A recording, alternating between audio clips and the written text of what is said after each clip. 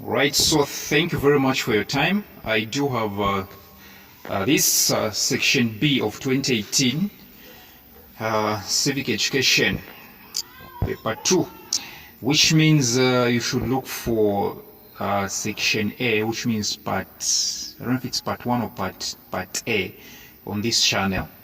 So this is just continuation. So section B reads, that's question 1A, state any 3 duties of a responsible citizen in his or her community. State any 3 duties of a responsible citizen in his or her community.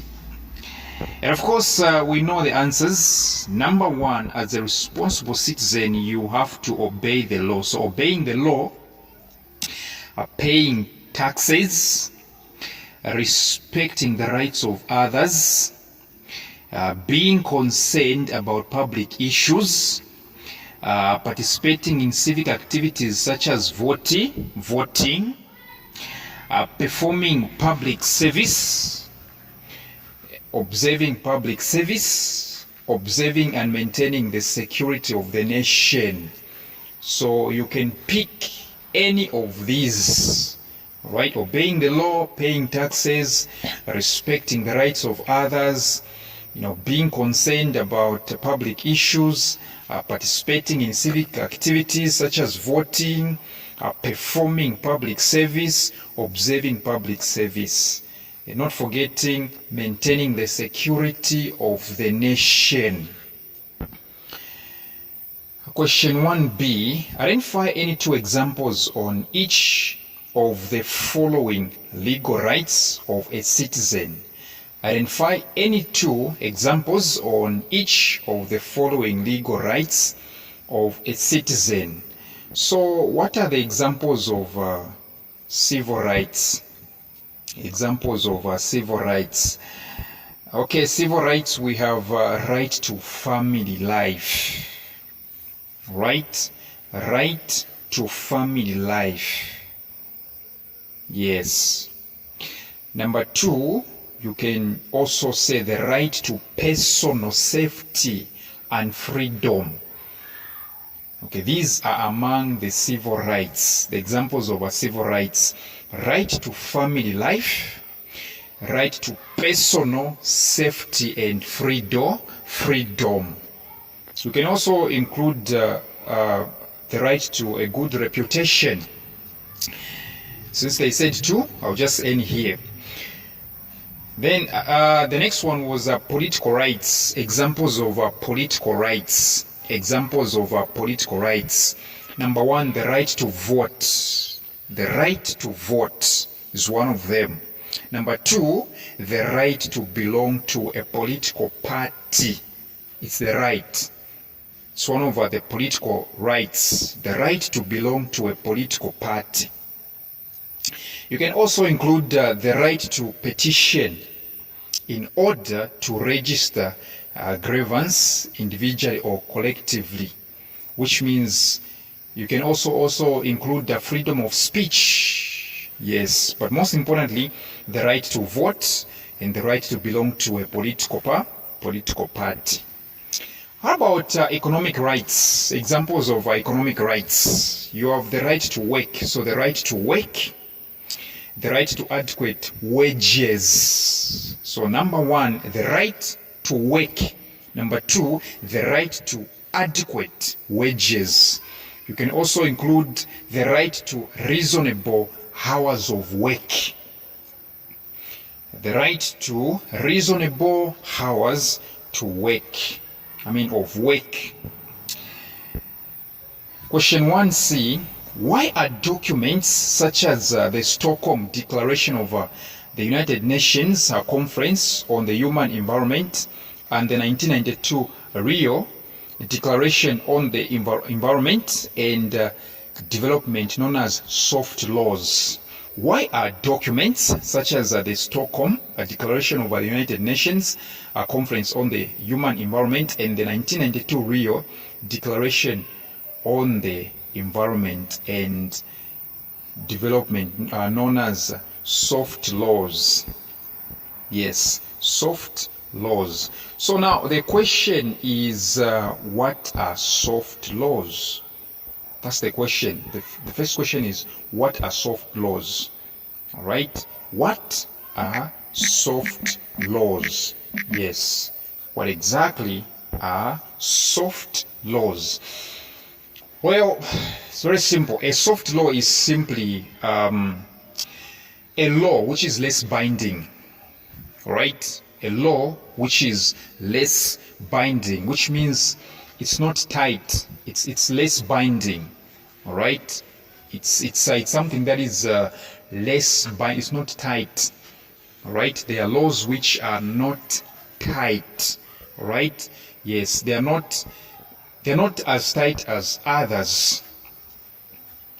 So why are these laws, like the Stockholm Declaration of the United Nations Conference, okay, and the 1992 Rio Declaration, why are they considered soft laws?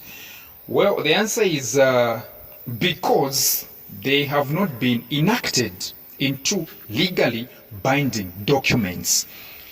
They have not been, all right? They have not been enacted into legally binding documents, all right? In short, they are not active in legally binding documents. They are documents which are called legally binding documents. Yes.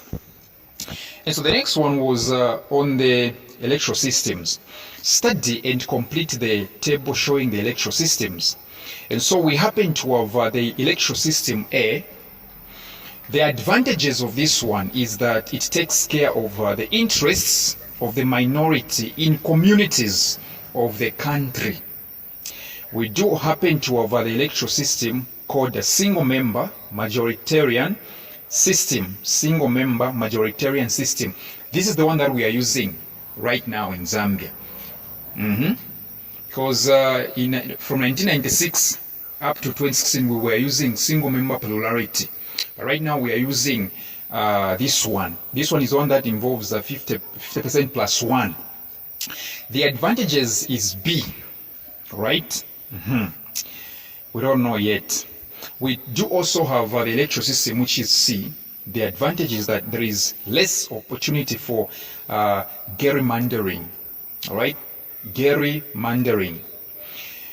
We do have the fourth one, the electoral system called the single-member plurality system. This is the one that we were using, all right? This is the one that we were using from 1996, yes, up to 2016. Okay, so the advantages, it's D. So question 2A, they are saying, what is an electoral system? So if I told somebody were to ask you to define electoral system, an electoral system is simply a method through which the electorates, right, the electorates, which means voters, use to choose their leaders or representatives. Okay? An electorate is simply a method through which the electorate use to choose their leaders or representatives. B, they are saying identify the electoral systems in A and C. A and C. Okay, the advantage is that it takes care of the interests of the minority in communities of the country. And of course, such an electoral system is actually a mixed member proportionality system. Mixed member proportionality system, which is MMPS, mixed member proportionality system. How about C? C, they are saying the advantage, there is less opportunity for gerrymandering. This one is PRS, proportional representation system. Proportional representation system. Question 2C, they are saying, mention the two electoral systems that Zambia has been using from 1991 to date. I think I told you this one, right? Yes, from 1991 to date. Only two. Single member plurality system. This one was from 1996 actually. That's when it was enacted properly. Yes. It was contained in the constitutional review that was enacted in 1996. This is a single member plurality system. Now in 2016 we started using a single member majoritarian system. Yes, single member majoritarian system when Edgar Lungu signed this one. Yes. So question D, they're saying complete the table by stating the advantages of B and D. So what are the advantages of a single member majoritarian system? Single member majoritarian system, the one that uses 50% plus 1. 50% plus 1.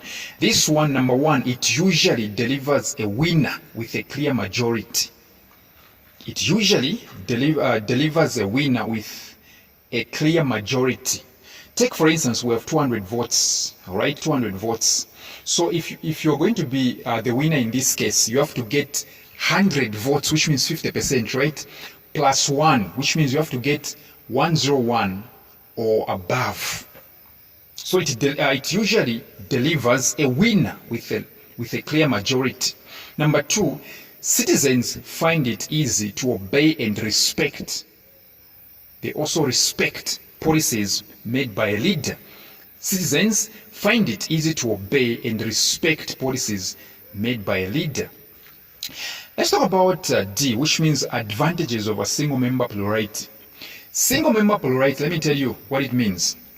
It simply means, let's say we have 100 votes, right? Your opponent has got 40, let's say 49, right? You're only two that are competing, for example.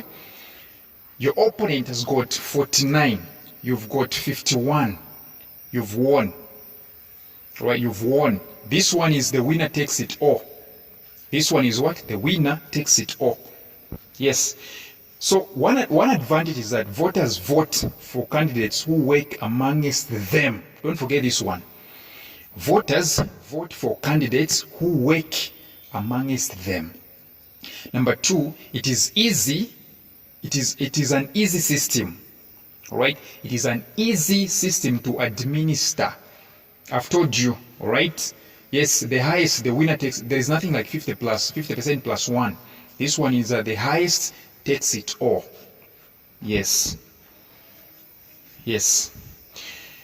The last one you can even include to say electoral candidates, which means people that are being voted for are personally responsible to the voters in their constituencies. Yes.